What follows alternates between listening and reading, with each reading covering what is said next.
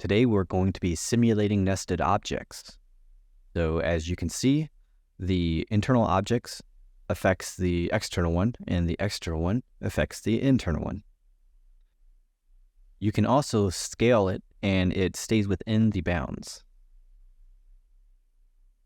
All right, so let's go into the overview of the object. So this object can be made of a static mesh or a cube or a sphere. For the purpose of this demonstration, I'm going to use a box collider so that we can see the inside. This object needs to have simulate physics on, and it needs to be set up as a physics actor. For the internal component, you want to have it set to simulate physics. For the collision preset, we need to change this to custom and then set it to where it only queries physics. Moving to the construction script, we have a set box extent, as well as the internal box size and some default values. Over on begin play, there is a single main function. All right, go ahead and pause the video if you need to copy any of this down before we end up going into the details as to how to create this step by step. What's important in this section is that each of the local bounds is put into its correct position. So X goes to X, Y goes to Y, Z goes to Z. We're going to then duplicate all of these sections and then set each of these constraints to limited. And lastly, here are the different values for each of the variables that we have. Okay, that should be it for the overview, and we're going to go ahead and go into the more detailed creation steps. All right, so the first thing that we're going to do is create a new blueprint class, and we're going to make this an actor, and let's name it nested objects. The first thing you're going to need to do is either select a static mesh or a box, or for this purpose, we're going to be actually using a box collision so that you're able to see inside of the mesh for the demo purposes. And then we're going to make that a root component. So this first object is going to be our container object, and we're going to set some default values such as the line thickness. And because the box is typically hidden in the game, by default, we're going to have to uncheck that checkbox. Now, if you're using a static mesh or a cube for that matter, then you don't really have to do these steps because they're on by default. The next thing we're doing is we're going to set it to simulate physics, and we're going to set its mass to something low. After that's done, we're going to select a physics material override. And if you can't see anything, you can select show engine content, and then we're going to select cardboard. And finally, the last thing that we're doing is setting this collision preset to a physics actor. Now that we have all of this set up, let's add it to the scene and then try to simulate it and see what's happening. So as you can see, the cube is falling down and it's interacting with the scene and the surrounding objects. Back in the blueprints, we're going to add an internal object and we're going to make it a sphere. We're then going to set it to simulate physics. The difference here is that for the collision preset, we're going to set it to custom and then query physics only. This is important for when we're simulating physics so that the internal object doesn't collide with the container object. Moving over to the construction script, we're going to grab the container object and then we're going to set its box extent.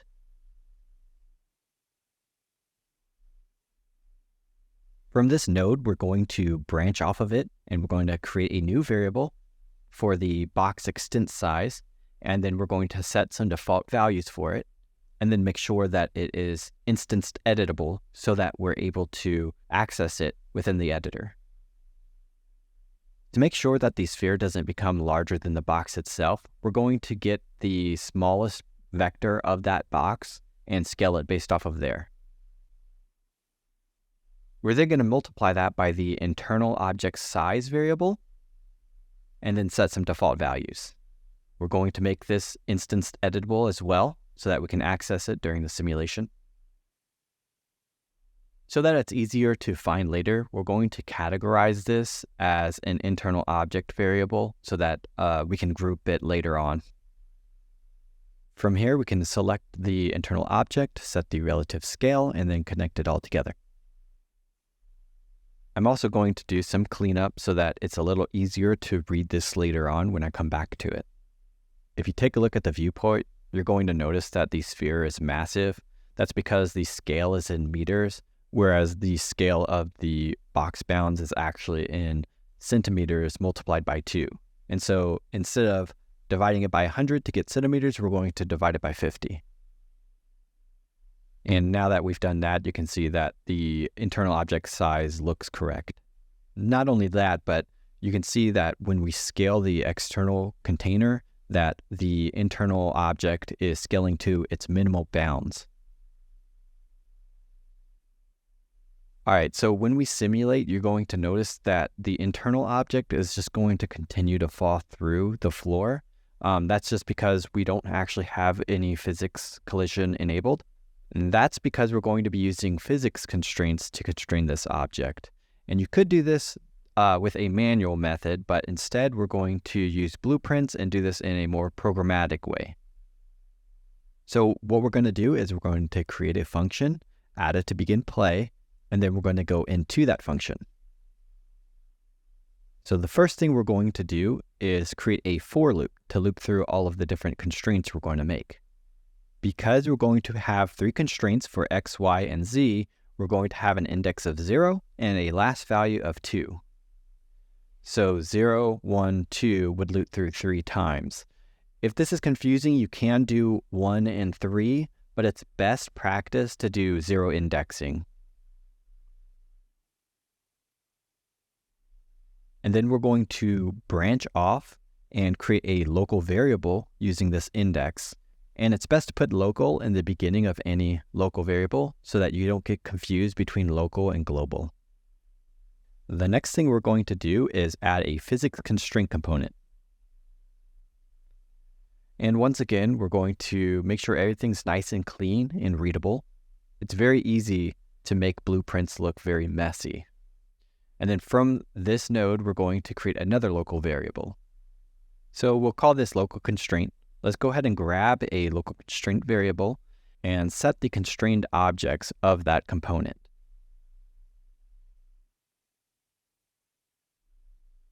So within this blueprint node, you're going to see a few components that it's looking for. So for the first component, we're going to select the internal object. And then for the second component, we're going to select the container object. All right, and then next we're going to make sure to add this to a category and also make it instanced editable and put some default values.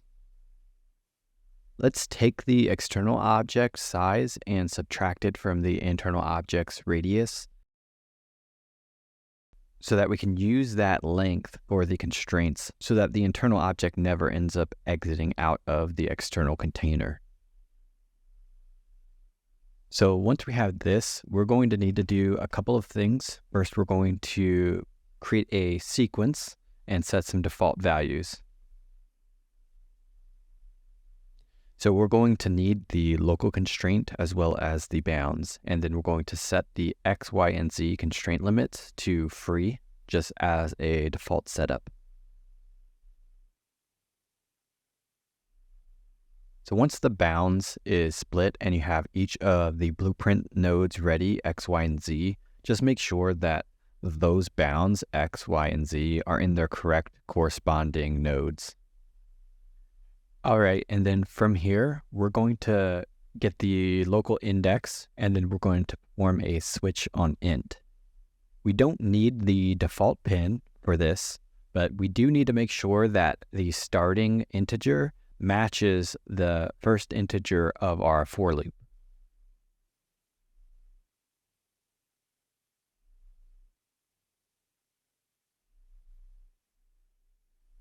Okay, so now what we're going to do is copy each of these limits and we're going to duplicate them down the switch on int.